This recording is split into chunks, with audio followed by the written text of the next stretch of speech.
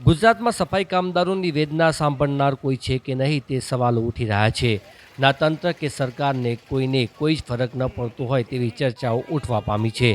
ગુજરાત વાલ્મીકી સંગઠનના પ્રમુખ લાલજી ભગતે 1 જાન્યુઆરી 2025ના રોજ માલપુરથી દિલ્હી સુધીની દંડવત યાત્રા શરૂ કરી છે.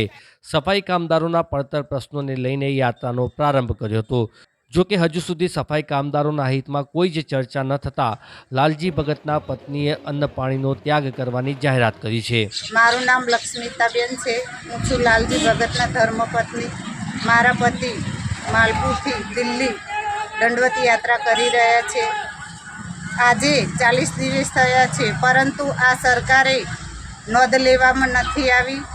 એટલે હું સફાઈ કામદારોના પ્રાણ પ્રશ્ન માટે અન્ન પાણીનો ત્યાગ કરવાની છું. તારીખ 10/2/25ના રોજ દરેક ગુજરાતના ભાઈઓ અને બહેનોને હું વિનંતી કરું છું કે આ દંડવતી યાત્રાની અંદર જોડાઓ. જય ભીમ, જય વાલ્મીકી. લાલજી ભગતના સમર્થનમાં રાજ્યના વિવિધ જિલ્લાઓમાં વહીવટીતંત્રને આવેદનપત્રો આપવામાં આવી રહ્યા છે.